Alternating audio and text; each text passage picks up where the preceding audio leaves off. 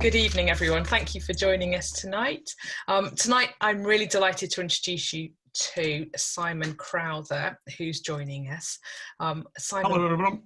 Would you introduce yourselves to people who don't know you? Yeah, hi there. My name's Simon. I've been asked by Lisa to come on tonight because I've spent the last 20 years working in social care. In particular, that I started off with my own domiciliary care company. I started it from scratch and built it up to 7 branches, contracting with 10 local authorities, employing about 600 staff and doing about 15,000 hours of dom care a week. Also had a couple of nursing homes, had about 97 beds across 2 sites. So when we sold the business, there was, let's say, about 600-700 staff, 7 branches of dom care, 2 sites of nursing, 15,000 hours of dom care, and 97 nursing beds. I've worked off and on then as a consultant, as a training provider, as a care provider, and latterly I've left the sector completely, did completely unrelated things, and then came back into it again. And now I run a company called Care Skilled, which is a consultancy and training company for the care sector. So it's any business or organization, it could be public sector, private sector, not-for-profit, to improve their organization.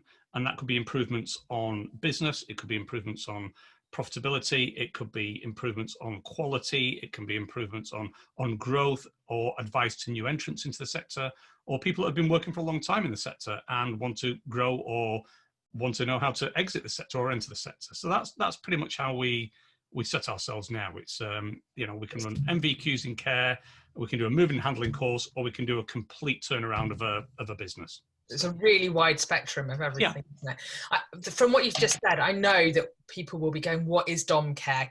Because the majority of the people in our group obviously are property investors and don't have a care background. So if you just explain what dom care is.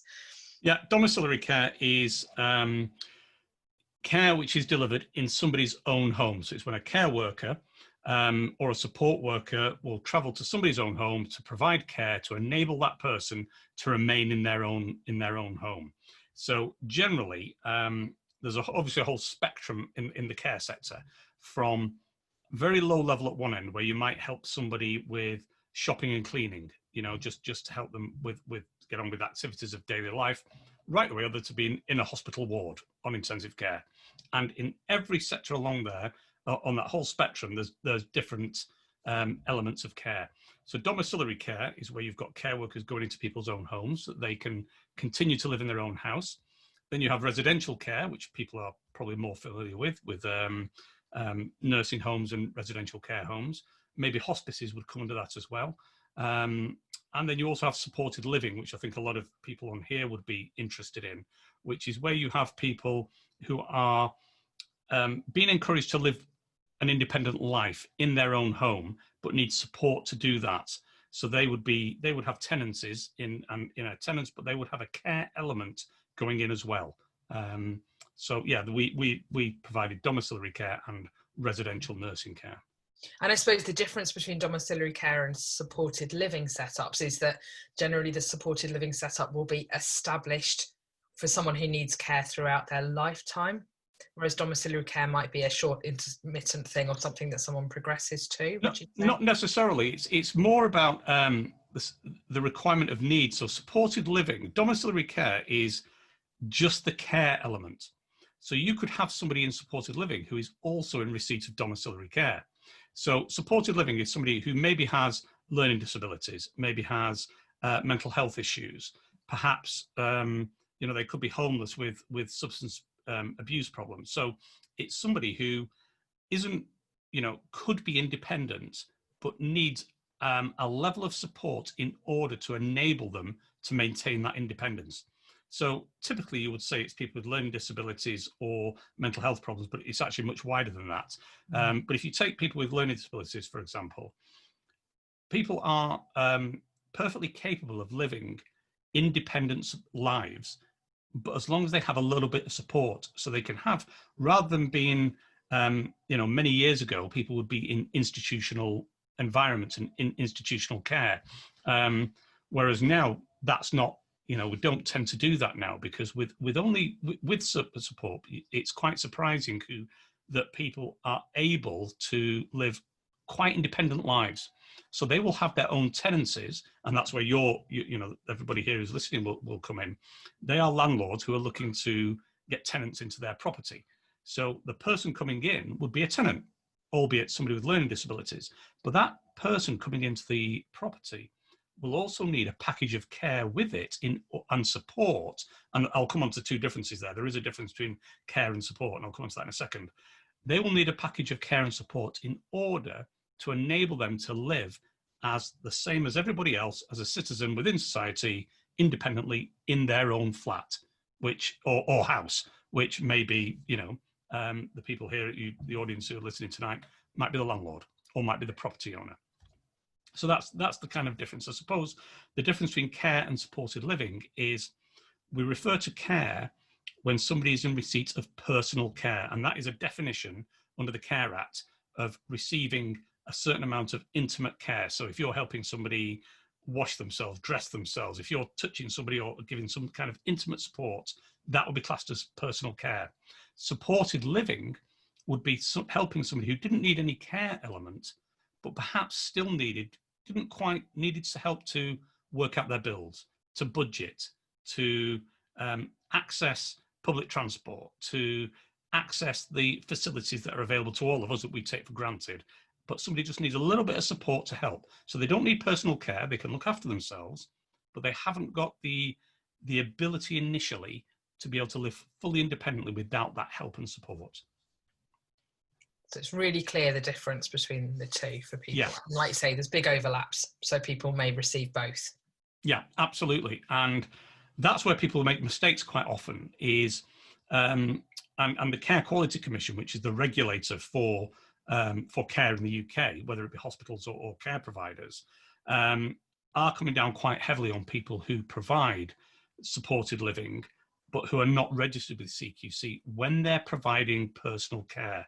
And that's the difference is, and there's a thing called registering the right support, and that's part of CQC.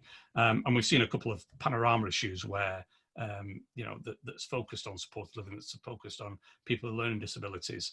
And you can have it where a landlord is providing some supported living, and that the personal care element kind of creeps in because their needs change, or the person's needs change. They start providing extra help, and then they need to be registered with CQC. And they don't know that, or they don't necessarily go through that process to get the registration. Yeah, absolutely, absolutely. And you don't have to as a landlord. I mean, I have to remember that your audience here are not care providers; they're property investors and landlords. And the vision really is that the property people shouldn't be getting involved in that care.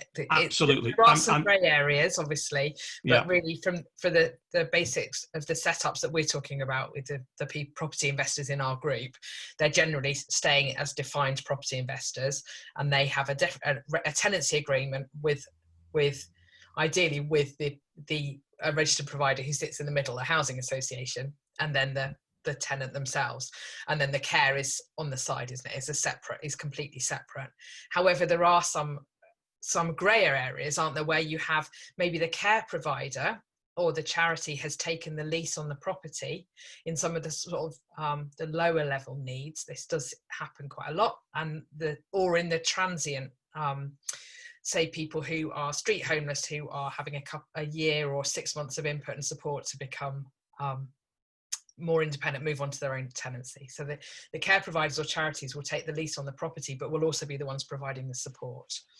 Absolutely, and that's where the attraction lies for property investors, and that's where I stopped calling the property investor the landlord, because traditionally a property investor would buy a property, they would consider themselves a landlord because they'd rent out the property. In fact, what you would do is rent out the property to somebody who's going to be the landlord. So it ends up with a tripartite agreement where you have the property owner, you have the registered social landlord, and you have the care provider. So the care provider is, as I was explaining then, somebody who's registered with the Care Quality Commission to provide personal care. So somebody who needs support with their housing may also need elements of personal care. Not always, as you said, it doesn't, you know, if you've got homeless people might not need it, or there's certain elements that don't need it. People with mental health issues might not need it. Some people with learning disabilities might not need it. But if they do, if they need an element of personal care, then it has to be undertaken by an organisation which is registered with the Care Quality Commission. So that's the care provider.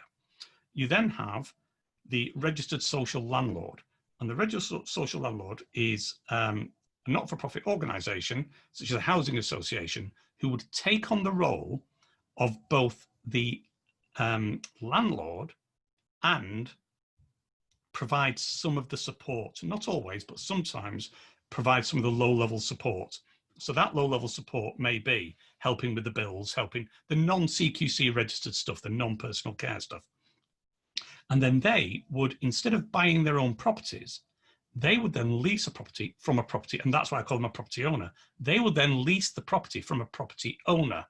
So they would just pay do a deal with the property owner, pay the property owner then walks away, and they're just getting a regular income. And it's the registered social landlord who then who the tenant has the tenancy agreement with. So the landlord is the registered social landlord. The tenant has the tenancy agreement with the registered social landlord. And if there's a care element as well, that comes from a care provider.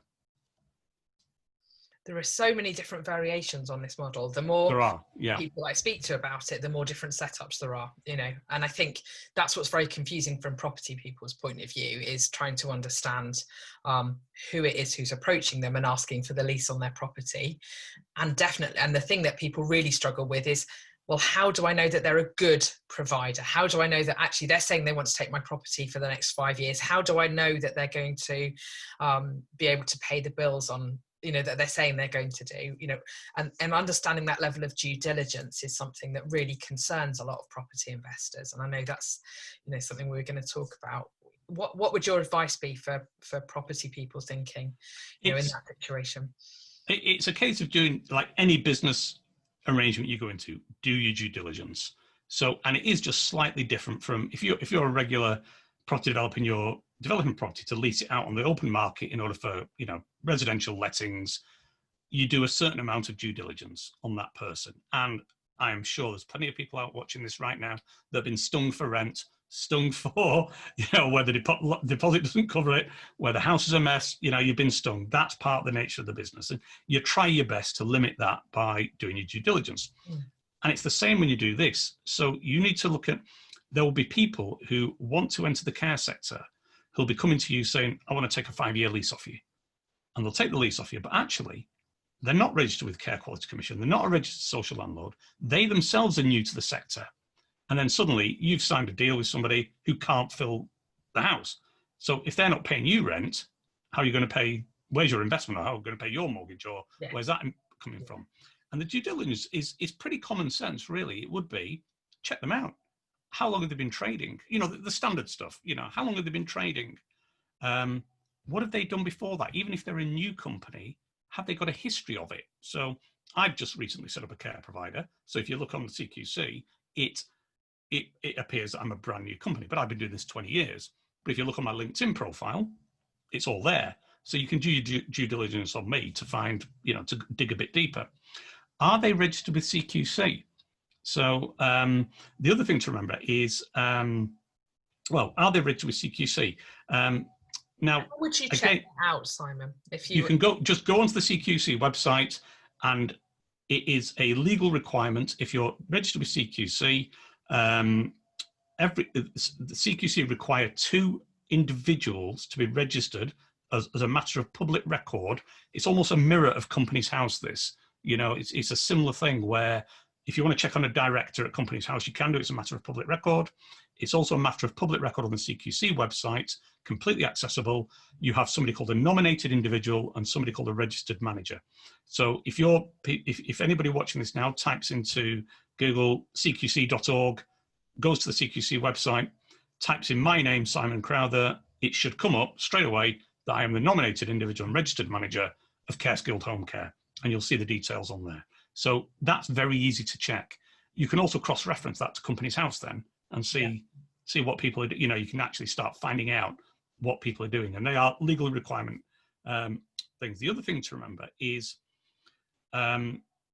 people may come to you because they want to get into the sector, but the supported living sector is still primarily funded by local authorities. So domiciliary care, which is home care or residential care, there is a huge private market for it. So people don't have to be on any local authority framework or hold any local authority contracts and can still have quite a big business. The supported living sector in the UK is worth £2.3 billion in the UK. As it currently stands, too. As it currently stands. Oh, sorry, that's not the UK, that's England. 2.3 just in England. And of that, about 86% is funded by local authorities. So if somebody hasn't got a local authority contract, they cannot pay. I'm not going to say they can't, because there are exceptions, there always are. But it's unlikely that they will actually be able to get any clients. It's unlikely to be able to get any tenants. Is there a way that you can see if they're on those local authority contracts? Just ask them. No, it's not. That's not really a matter of public record. No. Different local authorities act in different ways. So it's, how do you get information out your local council? I mean, it's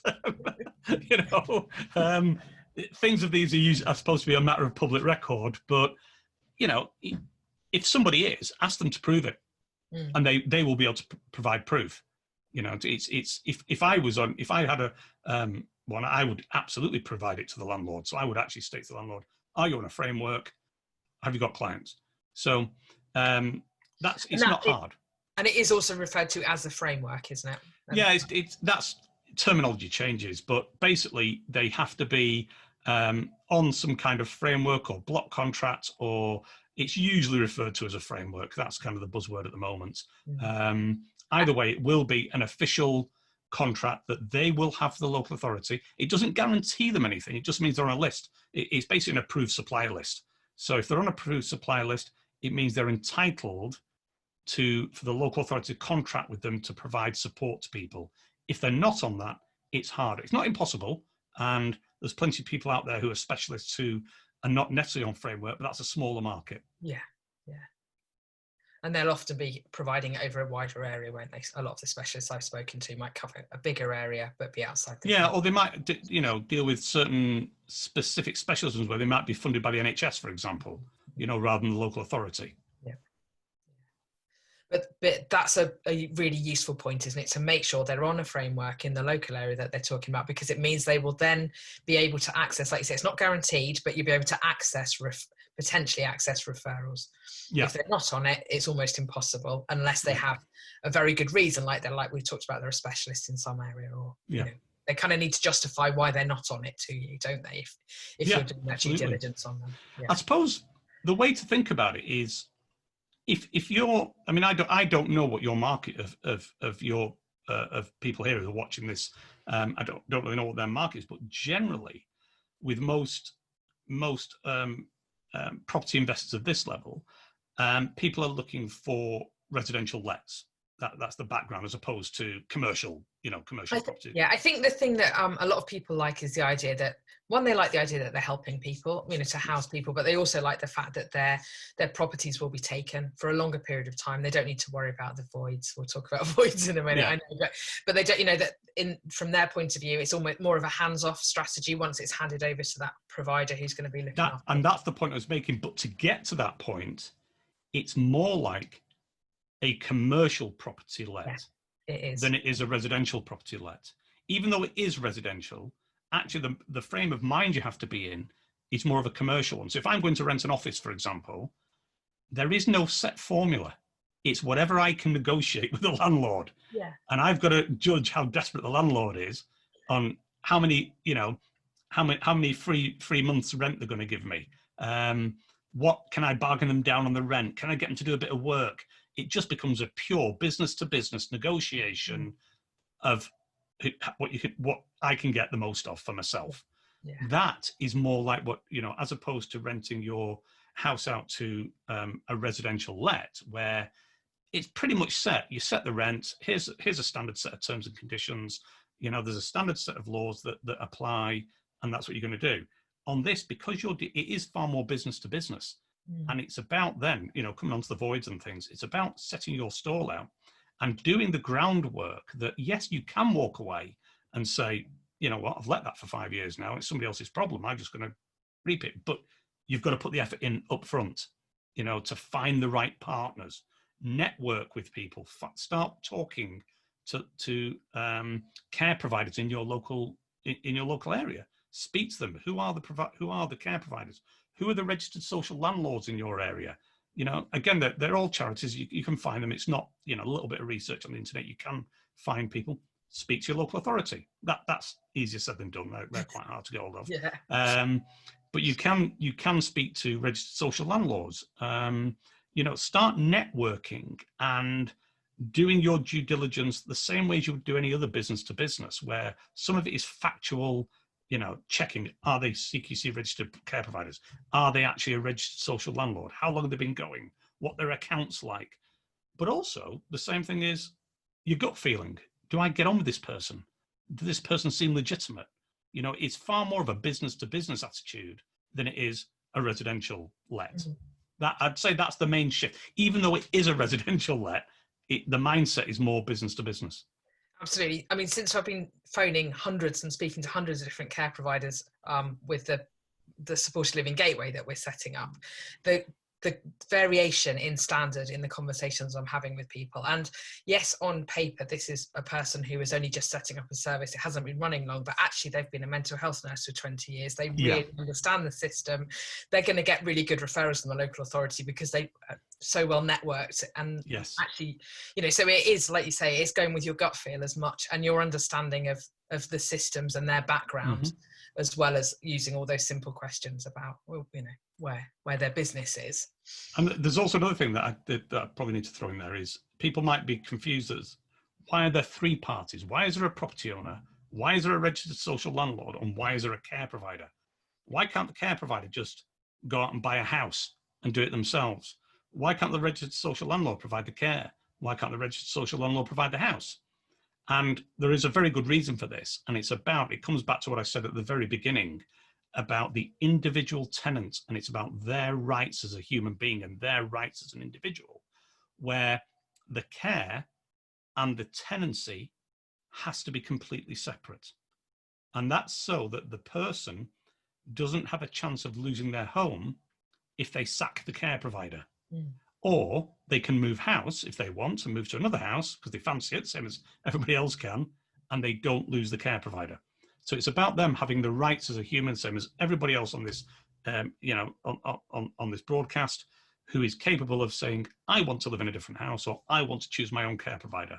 So the one doesn't affect the other. So that's the reason why there's a separation. And that's the tenet of supported living, isn't it? Yeah, that is absolutely. Now the registered social landlord comes in. You know, if you say, well, why doesn't the care provider just do a deal? They can actually, you know, you don't need the registered social landlord. The reason you have the registered social landlord is because of the extra requirements that certain people have within the support that they require for the tenancy, not the care side, the actual help they need with the tenancy. You know, the tenancy is paid by, like, what's housing benefits now, you know, whatever it's called now, the universal credit. Universal credit, yeah. That's a set level. But if they're with a registered social landlord, they can access higher levels of income because it's recognized that the registered social landlord is more than just a landlord. They are providing extra. And depending on the nature of the people, it might be that you get a bigger rental income for the property. But that is also ties into the care package. And this ties back to what you were saying earlier about it's very complicated where everyone seems different. Actually, it is. The ideal is that each tenancy and each property and each tenancy is actually designed and bespoke to the individual needs of a person or group of people who are living in that property. So that's why every single one might be different, because if you can network with registered social landlords and care providers, actually then it might be that you as a tripartite group put together a care and accommodation solution for an individual that is bespoke to that individual. That's certainly what we've done. Is on properties to order. Oh, right, okay. For for individuals with really complex and challenging Yeah. behaviours, and very much, worked out what that individual needed, found a property that fitted, developed it specifically for individuals and the care team's needs, and made it work. But it's not a simple process to go down, is it? No, it's not. And you've got to be, that, I mean, you'll probably back me up on this. That isn't something you go down as a novice into this sector. But it's there, and it's needed, because this is, again, this is going to doing right by people.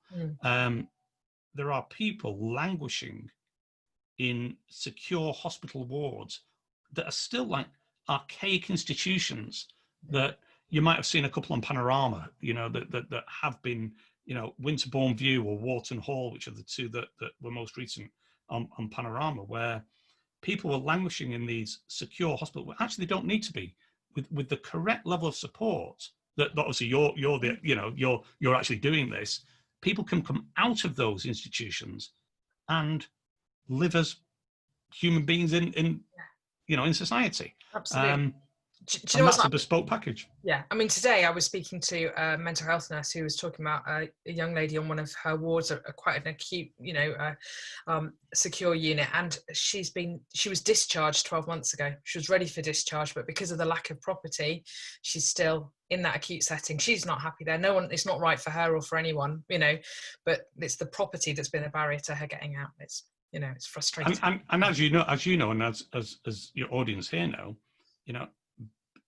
property, every business is complex in its own right. Property is a complex business with many facets, which is why it's useful to have partnerships that you work with, because developing a care package, especially for the high needs, is complex. So find a good care provider, and that way they can come to you and say, right, I need this property, and you as the property developer can go in, provide that, and concentrate on, right, well, I'll sort the builders out, I'll sort this out, I'll sort the conversion out, I'll sort the adaptation out, I'll make this property correct for this individual.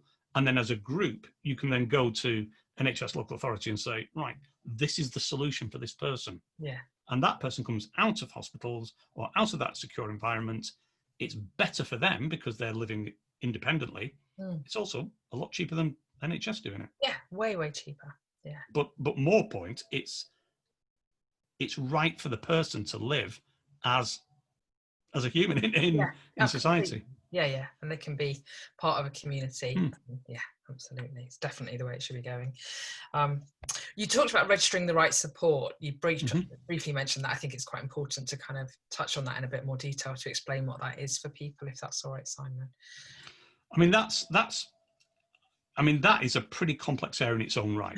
Yeah, absolutely. But I think it's just something people should be aware of as part of this. Yeah, and it's. I touched on it there where I said about having that tripartite agreement, and hopefully I managed to get across the idea that the reason why you have three different organisations involved, it's so that individuals can live as tenants, and where their care is not dependent on their home, and their home is not dependent on the care. They're two completely separate, and they can work separately and give that person the right amount of control over their own lives. However, there are times when people do need to live in or be residents within a care home, and I'm not going to go into the reasons why, because that's too complex for tonight.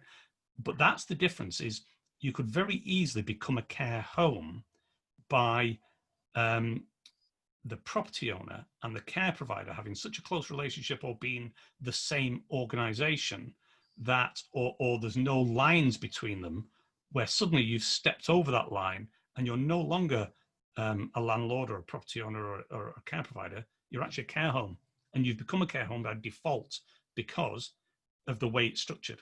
So to register the right support means you need to have actually, literally that, you're registering with the Care Quality Commission the correct level of support for the client group that you are focusing on. Now, it would go into a huge amount. We could spend all night going through, the requirements for that, because it's pretty complex. But it's just a case of bearing that in mind, that's the reason for it. And again, if you could just Google CQC, registering the right support, the documents will come up about that. And I think if the I found on the web. Siri's getting my Google's setting off. if a property, you can have the situation where an individual property need to be registered by CQC, can't you? I think that's the thing. You know, even though one person's receiving care and support within that property, if there isn't that separation, it does become a residential home. Yeah, and if it's set up right and it's registered in that way, then that's okay. But it's not technically supported living. Even if the care provider, like say for example, my care providing company, I started providing the care element into one of your properties, and there was a registered social landlord there, I would still have to register my involvement at that location, and that location would become a registered location for me. So me as a care provider, I would, have a registered location at the Care Quality Commission. It'd be there, but it would be registered as supported living, even though you were the landlord and I wasn't.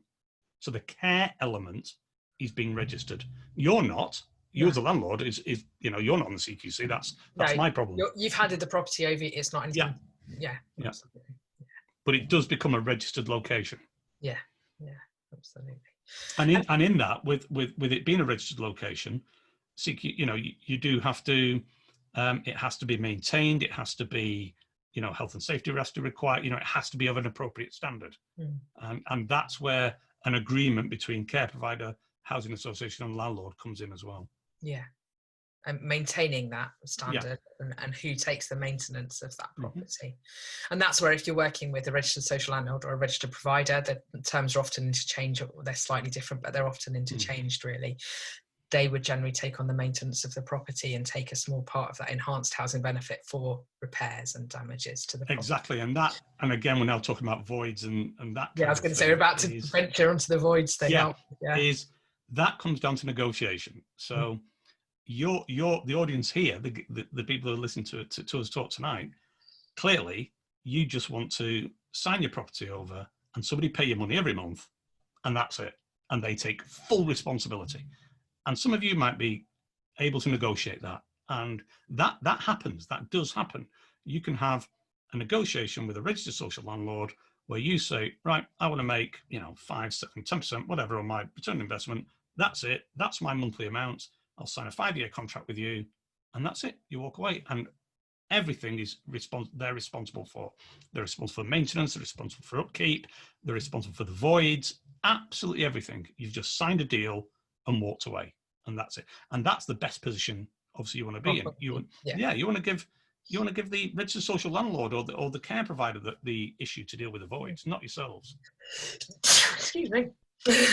Yeah, you do. And from our point of view, because it's very tricky, we have no control over those voids. We can't control that the care providers providing good care, so they're going to get repeat business, if you like, from the local authority. All of that stuff is very much out of your hand as a landlord. Therefore, you don't want it. It's up to them to do it. Yeah. No. But I guess when you're advising care providers, you'll be giving them the other advice, Simon. Absolutely. I'd be saying to, right, landlord, I want you to take some of the risk on this. I want you to take some of the deal here. I'm going out, this is when it comes business to business, and how astute you are. It's, I'm saying, wait a minute, you've got a house on the open market. You don't know who you're going to get in. If I'm going to give you a deal for 5 years, I want you to take some risk. We're in this together. But that comes down to negotiation on our part. And that's what I'd be trying to tell care providers to do, is to offset some of the risk back onto you guys. Yeah. And and when you've got that registered social landlord, registered provider in the middle, then that three-way conversation happens around voids, doesn't it? Around who's taking that responsibility. Yeah. Certainly, some of the registered providers I work with work on voids insurance, and so therefore I get guarantee. I don't. The voids are covered. I'm not responsible for them. The care provider isn't responsible for them, but the registered provider takes out voids insurance to cover that deficit. But then we get a slight reduction in rent because that void is covered by, we don't have to, to account for who pays for the insurance. Exactly. And that comes down, again, it's negotiation on a particular, it's more than a business to business negotiation. Yeah, absolutely. Yeah. But it's really important to cover that, isn't it?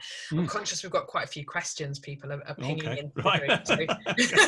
Because I think we're covering such a range of things that people are really interested in. So it's a very complex topic, and I am aware that this is just an introduction to Yeah, I think we're it. just So, scraping the surface of it, yeah. aren't we? And once you start getting into these negotiations, it throws up far more questions, doesn't it? I think, really, But I'm going to have a look at some of the questions. But if people have got other questions, if they want to ping them into the comments, we'll start addressing them. Let's have a look and see while I go through. Simon, where would you see mental health and/or substance misuse support coming in this structure? Is it also care? Yeah, that is absolutely classic. That it is. Yes, it can be care. I mean, if you mental health, that's a huge spectrum of needs. You're probably more, with your experiences is that's your background as Well, my background's nursing, absolutely. Yeah. And there is that huge spectrum, isn't it? I mean, I'm not mental So it health, could actually, people with but low-level needs yeah, might not need any personal care whatsoever. no. You could have somebody who is incredibly self-harming, who is violent, who has challenging behavior, or self-harming to the point of, suicide, where your carers have to be trained in ligature removement, or, we get some pretty serious stuff here. Yeah, and So, I think also, if someone's incredibly depressed, very unmotivated, they might need help with personal care, with actually getting them washed and dressed every day to, absolutely. and meeting their needs in that Yeah. way. So that can become care to people who have got really quite low-level care needs. Yeah, and you might also be working to actually eliminate that personal care. That could actually be the care package, Yeah, where somebody has come into the system. Perhaps maybe they've been homeless, maybe they've been living on the streets, maybe they've, like I say, they've got depression, they've got substance abuse, they've been living on the streets. They're coming into it, so they will need the supported living from the tenancy side and the bill paying, but also they will need personal care. But over time, as they develop the self-confidence, as they develop those skills again that perhaps have lost, they will need less and less and less. And you're actually working towards enabling that person to become independent once again. And I think that's very similar with substance misuse, isn't it? That the outcome would hopefully be that someone is better and able to self-care, but they may need personal care in that transition to that. And I think the other thing is, although we talk about substance misuse, mental health, learning disabilities, all these different boxes, they often overlap, don't they? There's often absolutely, yeah. People rarely have one issue. There's many issues going on all at the same time. Yeah. So it's really conscious. You may have, something that landlords need to look at is a lot of people with learning disabilities or mental health issues may also be subject to abuse from other organizations or people. And there's issues with county lines as a classic, where gangs and drug dealers may use somebody to stash weapons, stash drugs, that kind of abuse that's going on of vulnerable people. The support network has to be in there to spot that's happening and deal with it, and deal with the authorities, the correct authorities. I think that's also for our care leaver age group, that sort of 16 to 19, 16 to 20-year-old vulnerable young teenagers as well. They very much fall into that. They're very vulnerable to county lines abuse. Yeah, and even if you're a property investor and all you're interested in is, I've got some bricks and mortar, I'm going to sign it over to care provider and walk away, you still want to keep that in your background, because you don't want your property to be associated with that kind of activity. No, absolutely. Even if you're looking at it purely from a commercial point of view, absolutely. From a moral point of view, absolutely. I'd like to ask, is there a standard definition for personal care, and is there any ambiguity within that? There shouldn't be any ambiguity, but nobody. It's not written down exactly what constitutes personal care. It's not in that care, but it's actually pretty common sense. If you are dealing intimately with the person, it's personal care. So if I said helping somebody getting dressed is personal care, so if you take it down to that, even that kind of level, that's personal care. I mean, it's sort of defined, but you don't get a list of tasks. I've defined a few, but you won't find it in the Care Standards Act as a list of tasks, but it is, you know, it's really anything that involves intimate touching of the person, really. Even feeding, if you're helping feeding somebody, that's personal care. And I guess it's also, if an organisation was unsure, they'd be far better to register, wouldn't they? Well, that's the other key thing I would say. If you've got people watching tonight that are scared of registering with CQC, don't be. You know, if you're in business, you're subject to a whole raft of legislation, of health and safety, of, you know, all sorts of things. It's just more, you know, it's just more legislation that it's not, you shouldn't be scared of it. A lot of it's common sense. A lot of it is just follow the rules. It's about doing the right thing for people anyway. Yeah. So if you're on the edge and you're thinking, well, actually, I provide supported living here, and perhaps I am doing personal care, well, then register. You know, register or get a care provider involved. Yeah. You know, and look for that advice. How long does it take at the moment to get your registration? Is that a very varied thing, or is it? It's about 10 weeks, 10 to 12 weeks. I got mine in about 6 weeks, but I've known other people wait 2 months, 3 months. You know, it's not. It's a plan on 10 weeks. That's what I tell people to when I'm doing planning for it's registrations. Not years and years. It's, you know. Oh gosh, no. Okay, fine. That's cool. It's bureaucracy. It's government bureaucracy. You fill in some forms and wait for them to get back to you. But it's about 10 weeks. And I guess yours was quicker because you knew which. Not really. No, it's not about that. It's just about them processing the various forms that you have to fill in. You have to have a DBS check, but it has to be countersigned by for the registered manager side. It has to be countersigned by CQC, and that can take up to 10 weeks. So that takes a while. Then you can finish your application, and it varies. It does vary regionally as well, and how busy the local teams are. Right. But it's not that, you know, it's not months and months and months. No, okay. 2 or 3 months. Okay. And so another question. In your example, was it the property or funding that was lacking, or in part social care? NHS may not be thinking creatively about options for an individual.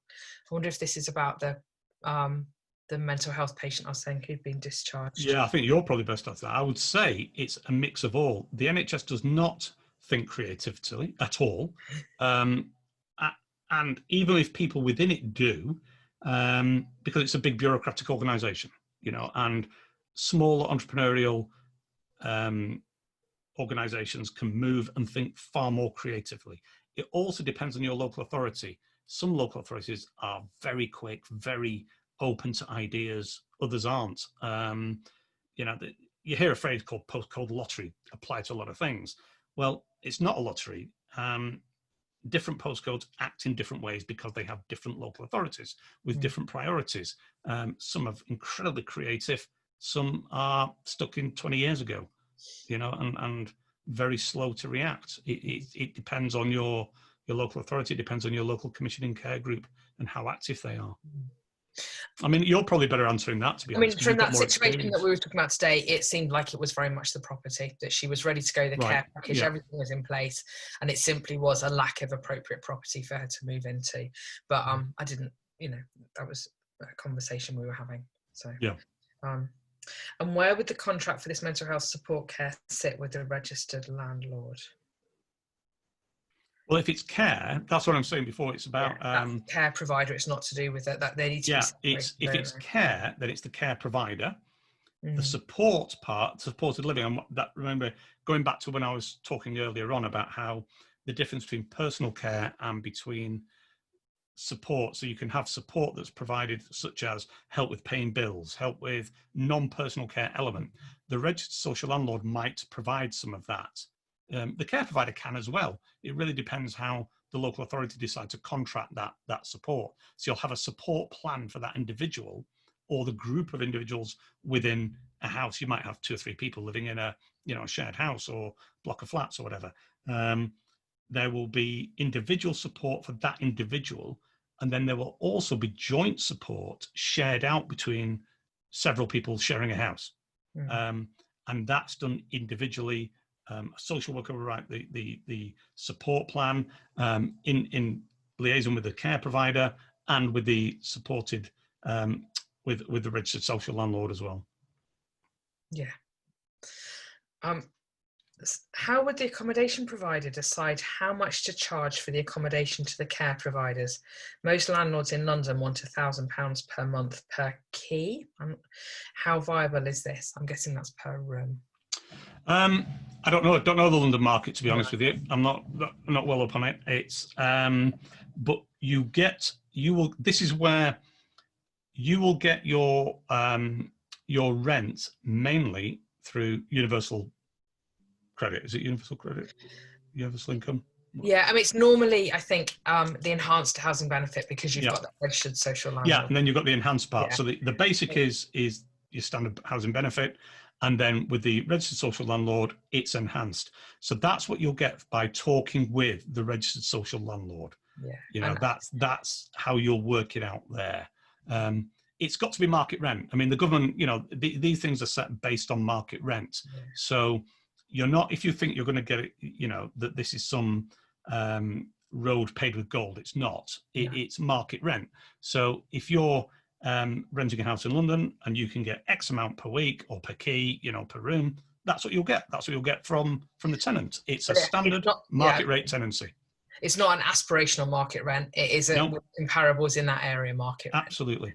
Yeah. And I think setting it at that expectation, I think historically there's been a lot of talk about really high enhanced rents that some of the less reputable providers were dishing out, with all kinds of terms in there, which were actually quite punitive to the care providers, some of those terms. But the landlords were getting really lovely, very juicy amounts of money for their properties. And I think it's resetting people's expectations that actually we're looking at market rents, but actually when you look at the full package, if someone's taking your property for 5 years, you've not got voids, your damages are covered, sometimes your gas boiler servicing's covered, you know, all of that. Everything should be covered. It should be a complete turnkey where you've offloaded all the costs onto somebody else. If all of that's in place, then you're actually getting above market rent already, because you know, absolutely. So I think it's looking at the package, you know, and sometimes if you've got a very heavily adapted property, you can get slightly higher rates, but they're in comparison to the amount of adaptation that's done. And I think it's I think some of that as well is people hear the headline figures, but don't really. The reason you get the headline figures is because you have to provide more. Yeah, you know, it costs more. You know? Yeah. If we look at the property I was talking about there that I did specifically for that young man, you know, that has masses of adaptations within it. We do get slightly higher than market rent, but there's a reason for that. You know, we had to. Yeah, and also, you know, again, it comes to negotiation. If you've got a very, very specially adapted premises, you cannot rent that out to anybody else. No. So you've effectively taken it off the market. So that gives you negotiating power to the local authority to say, wait a minute, this is specialist. I am going to charge higher than this because I can't use it for anything else. It has no other use other than this, and it's costing me a fortune to fit it out. Yeah, and the other side is that there isn't enough variety of other properties for that young. Yeah, absolutely. Or outside, so you know, it's the market. The market decides. The market pushes the price up. Yeah, it really does. Someone's asking about typical unit sizes for such tenants.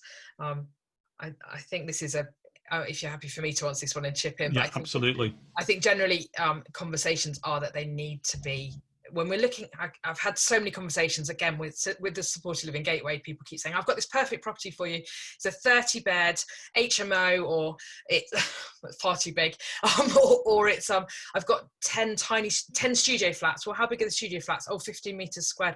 They're too small. You know, if someone's going to be living here, this is their home for life, they need to be national space standards or nearest national space standards of sort of 40 meters squared for an individual person.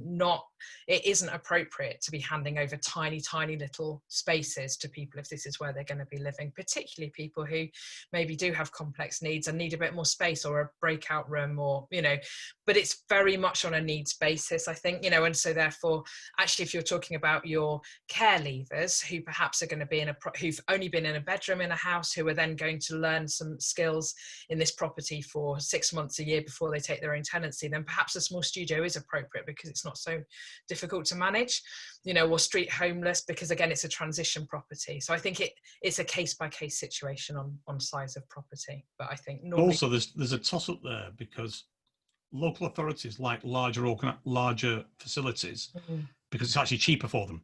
Yeah. If you go back to what I said before about the way that local authority works out the overall package is each individual has a care package and support package designed for them, then there's a shared amount that's split between everybody.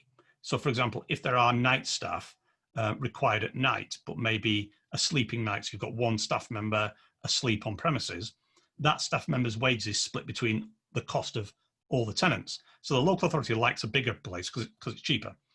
CQC don't, because CQC say that's institutionalization.